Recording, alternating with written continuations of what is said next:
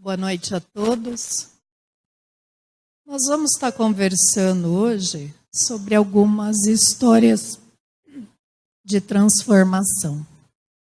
Então, que Jesus possa nos inspirar, abrir o nosso pensamento na compreensão dos seus ensinamentos. Essas histórias não se tratam de uma bibliografia, mas se tratam de pontos onde trazem ensinamentos. Transformação. Nós sabemos que é o objetivo da nossa vida, nos transformar, nos melhorar, até chegarmos a ser espíritos puros. Existem duas formas de aprendizado.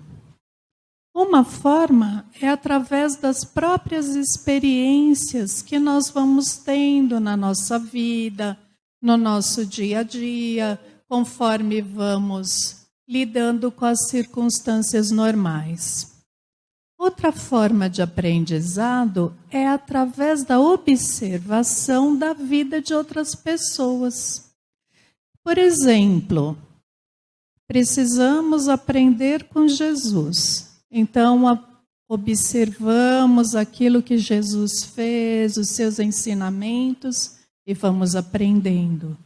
Vamos aprendendo também com o exemplo de grandes vultos, como Chico Xavier, Bezerra de Menezes, Joana de Ângeles, entre outros. Então, o objetivo hoje é esse, de trazermos a lição de alguns desses vultos para que possamos aproveitar e aprender.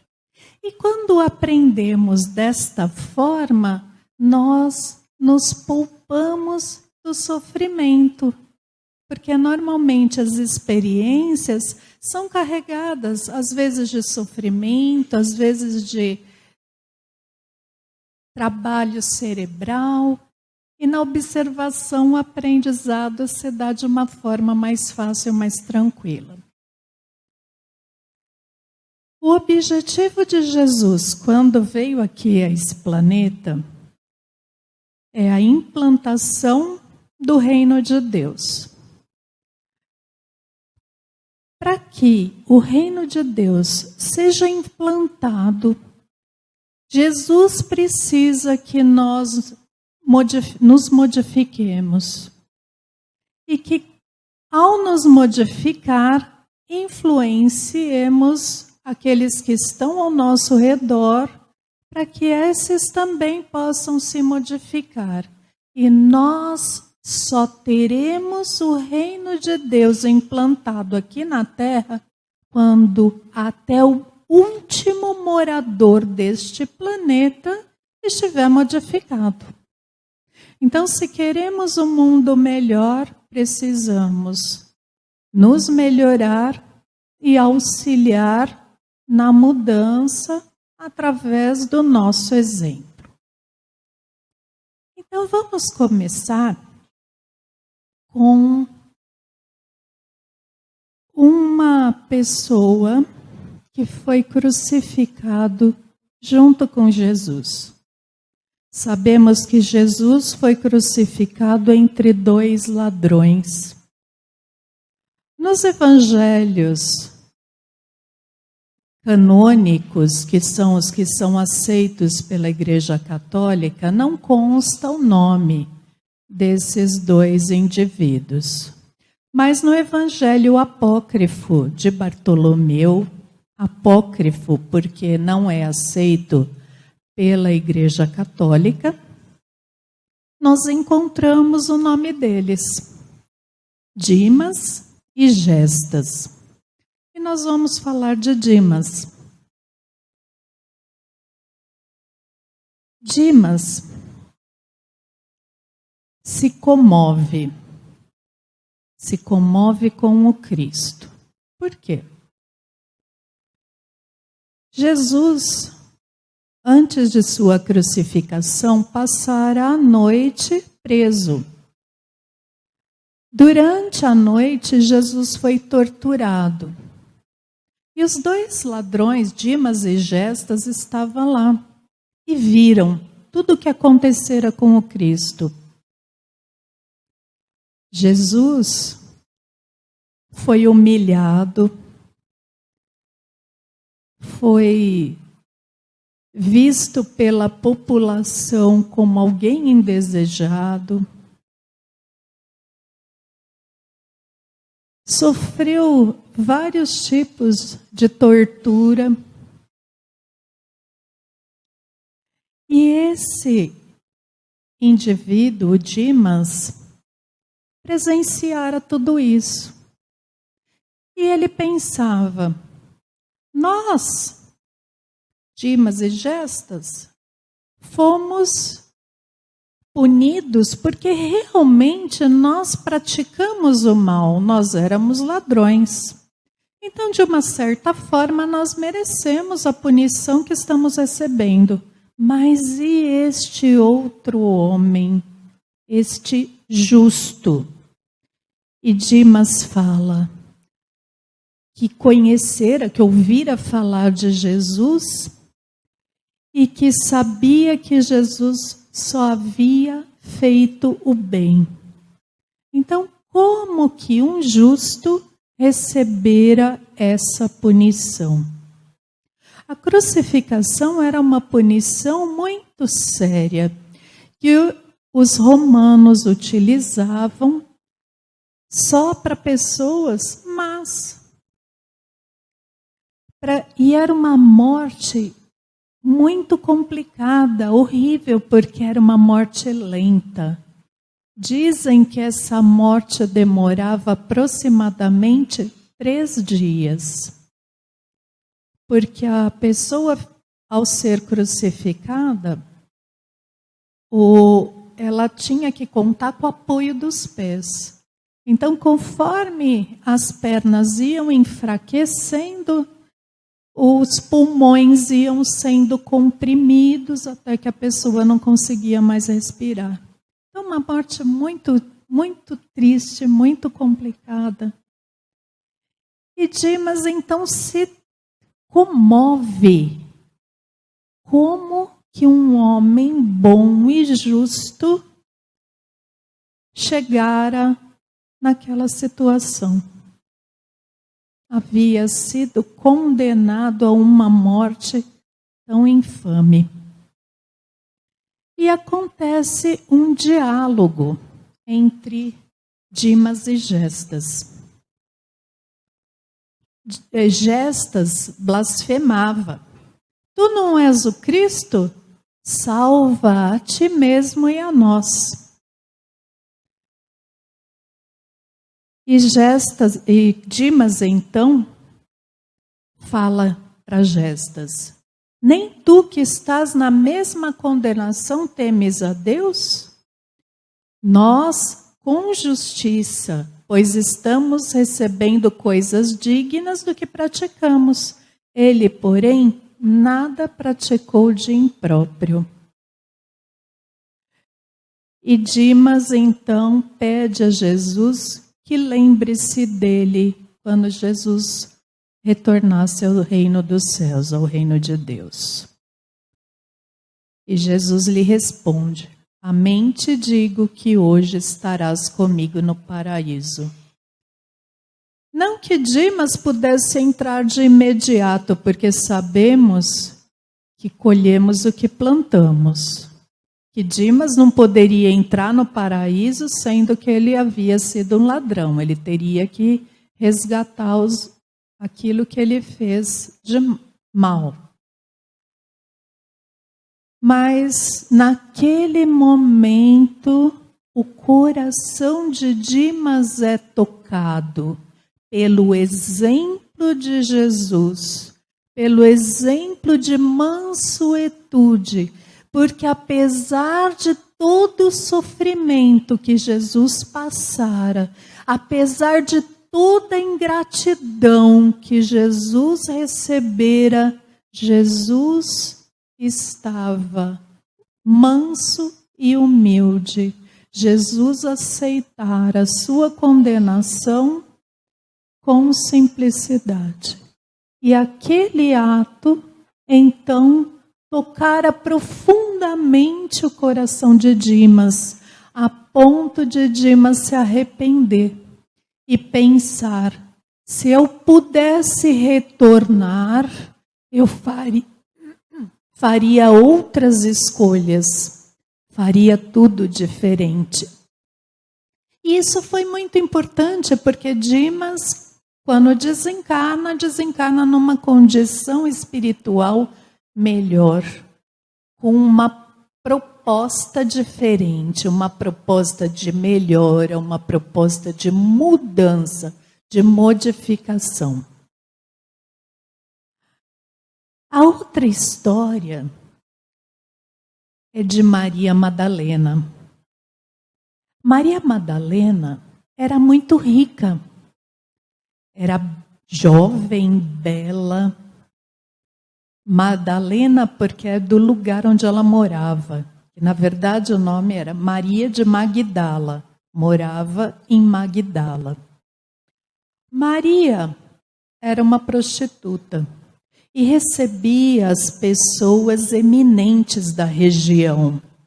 Magdala fica próximo ao mar de Genezaré, ao lago de Genezaré. Mar da Galileia, mesma coisa. E ali existiam várias cidadezinhas. Então as pessoas eminentes, as pessoas ricas, proprietários de terra, iam até Magdala à procura dela, porque ela era muito bela. Maria recebia muitos presentes, joias, morava num palacete, tinha servos. Mas apesar de tudo isso, Maria era muito infeliz. Ela se equivocara em relação às escolhas de vida e colocara toda a expectativa dela na sensualidade, na sexualidade, acreditando que aquilo seria um veículo para o amor. Em virtude disso, Maria era obsediada. Conta os evangelhos que haviam 7 entidades que a obsedavam. Maria então ouve falar de Jesus e chama-lhe a atenção porque ela escuta que Jesus convivia com pecadores e excluídos. E ela sabia que ela era excluída daquela sociedade em virtude do que ela fazia, por ser uma prostituta. E Maria então começa a indagar sobre Jesus. Indaga as suas servas. E um determinado dia ela resolve ir até Cafarnaum. E nesse dia ela escuta uma preleção, escuta Jesus falando sobre o reino de Deus, sobre a implantação do reino de Deus na terra. Maria fica maravilhada. Aquela mensagem a toca profundamente. E Maria resolve então conversar pessoalmente com o Cristo. Uma determinada noite, Maria vai até a casa da sogra de Pedro, onde Jesus morava, e tem uma conversa pessoal com Jesus. E Jesus, então, lhe fala sobre o amor. Lhe fala sobre um amor diferente. Porque apesar daquilo que ela fazia, apesar de tudo, Maria queria ser amada. Maria queria constituir família. Maria queria ter filhos. E por isso ela sofria profundamente. E Jesus então lhe diz: um novo sol vai iluminar o seu destino. O amor cobre a multidão de pecados. E o que Jesus mostra para Maria com esse diálogo? Que existia um outro tipo de amor, porque ela sentira que Jesus a amava profundamente, mas Jesus não a desejava sexualmente. Era um amor que ela desconhecia até aquele momento. E com esse diálogo ocorre a transformação de Maria de Magdala. Maria de Magdala passa a inquietar-se. Ela fica sabendo que Jesus ia para Naim, na casa de Simão, o fariseu. E nós, então, temos essa passagem no Evangelho com o título de Parábola dos Dois Devedores. No Evangelho, não consta que tudo que ocorre é com Maria. Mas Humberto de Campos, no livro A Boa Nova, nos esclarece que era ela. Uma passagem onde Jesus chega na casa de Simão, não é recebido com o tratamento necessário, com respeito, porque existia uma série de procedimentos que a pessoa estava dizendo que o outro era bem-vindo, e Simão não faz esses procedimentos. Jesus é desrespeitado. E Maria, naquele tempo, as casas eram abertas. As pessoas faziam refeição e as pessoas da população ficavam olhando. E Maria, então, estava entre essas pessoas que estavam olhando os acontecimentos e vira o desrespeito de Simão para com Jesus. E Maria, então, lava os pés de Jesus com suas lágrimas, enxuga com os seus cabelos, beija os pés de Jesus e unge-os com perfumes, com essências caríssimas na época. Maria, nesse momento, mostra a Jesus a sua gratidão por tudo aquilo que tinha acontecido na noite do encontro que eles tiveram.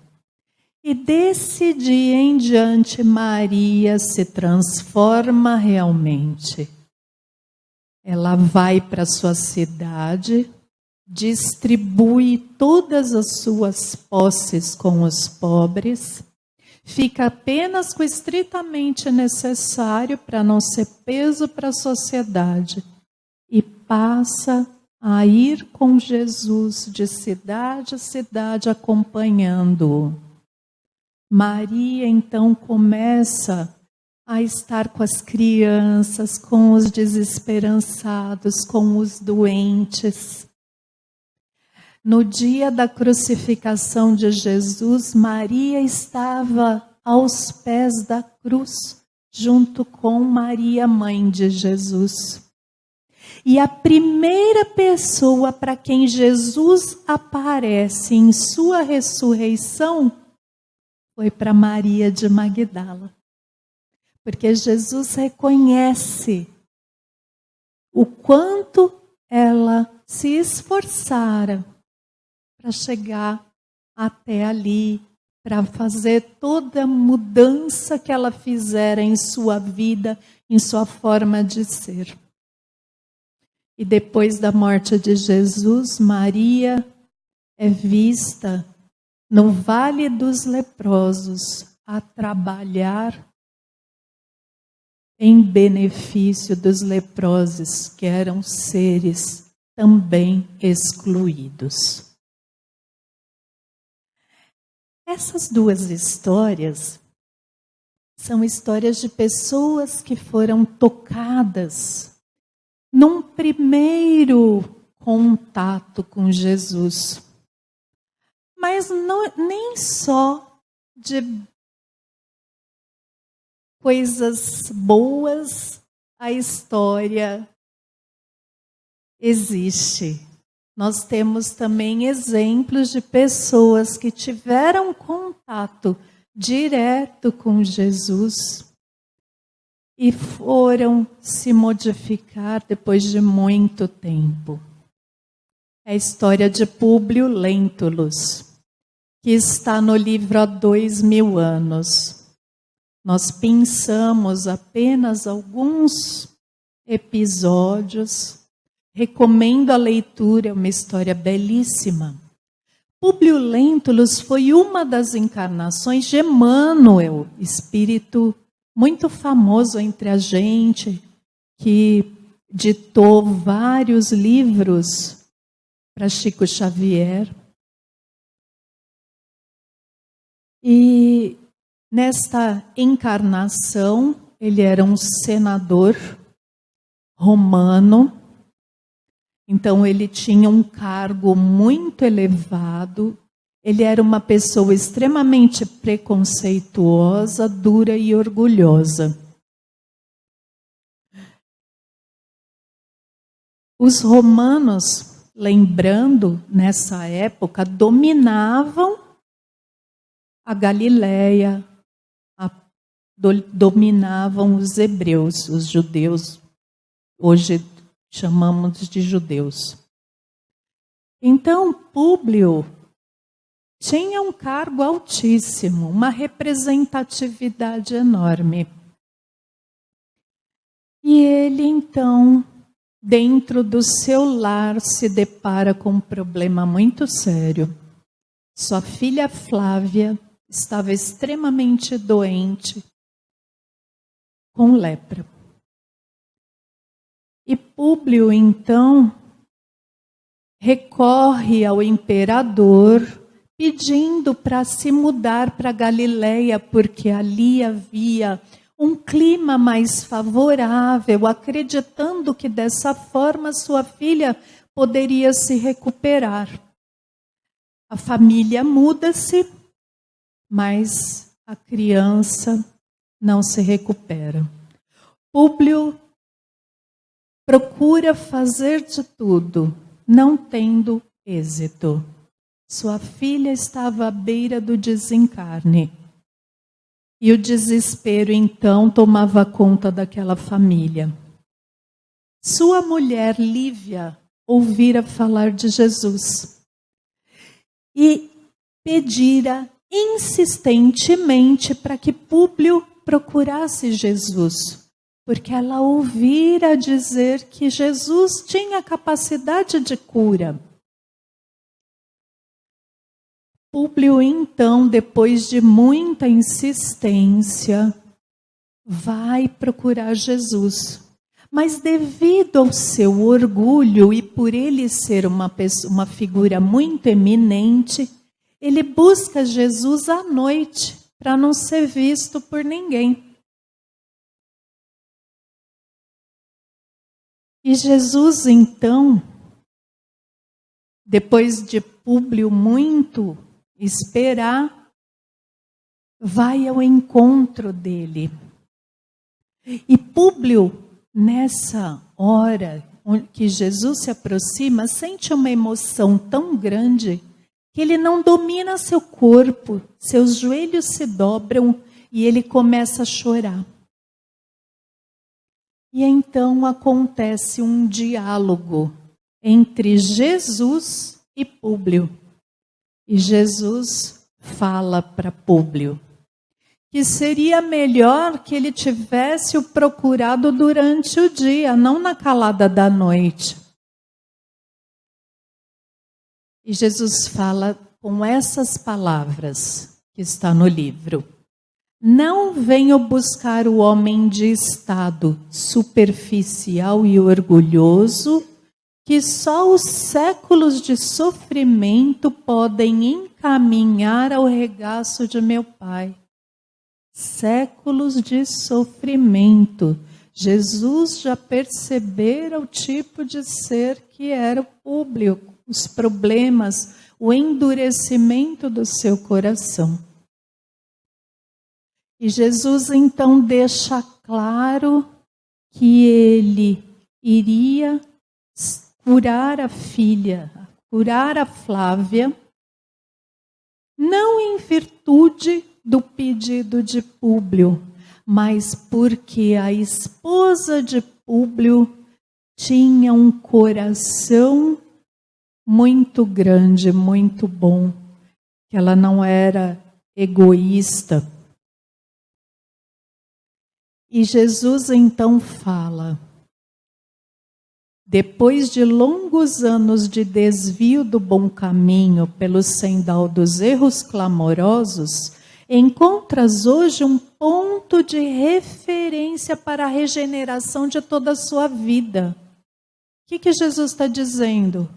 Eu sou referência, aproveita esse momento, se modifica, pensa nas tuas atitudes. Mas infelizmente, Públio não conseguiu se modificar. A filha de Públio é realmente curada por Jesus através de uma oração que Jesus fizera e Públio vira. Uma oração onde Jesus até se transformara. Jesus chega até a chorar quando faz essa prece. Mas, mesmo assim, o coração de Públio não é tocado, continua endurecido. E, infelizmente, Públio passa por uma série de sofrimentos, de circunstâncias gravíssimas em sua vida. Ele é envolvido em intrigas. Por causa disso, ele fica 20 anos sem falar com a sua esposa. Ele pratica uma ação equivocada quando, em um passeio que fazia com sua esposa, um rapaz, um adolescente, joga uma pedra e atinge o rosto de Lívia. E ele então condena esse rapaz à escravidão. Com isso, o pai desse rapaz descobre todo o acontecimento, procura Públio, mas Públio não se esforça por refazer essa situação. Ele acaba ganhando um inimigo terrível. Públio tem seu filho sequestrado. Ele vê a morte de um amigo querido.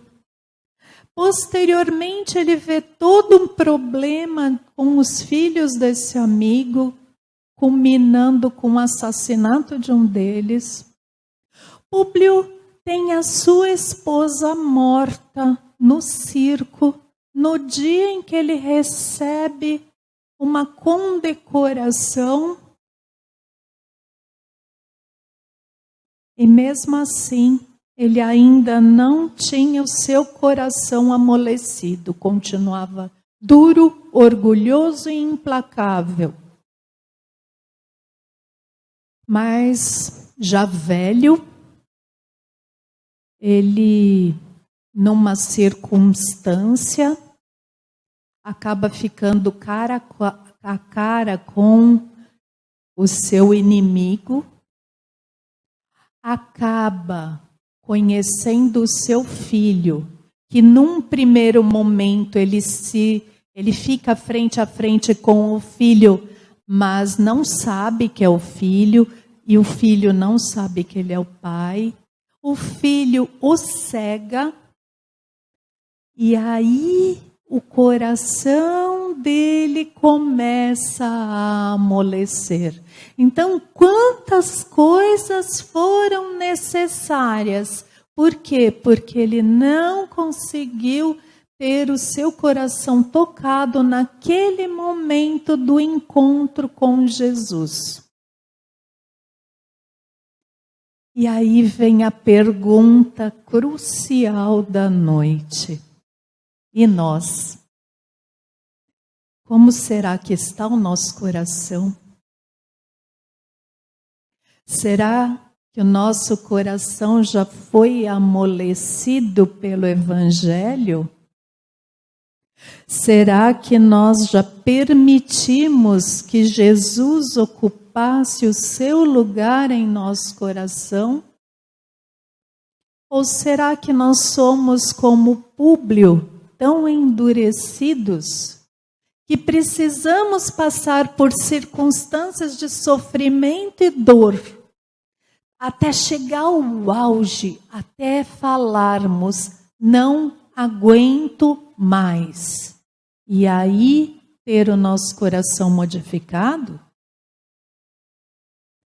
Então, meus irmãos, que possamos aprender com esses exemplos, que possamos refletir profundamente sobre qual o papel de Jesus em nossa vida, que possamos ler o Evangelho, estudar, que possamos aproveitar os exemplos que ele veio nos trazer.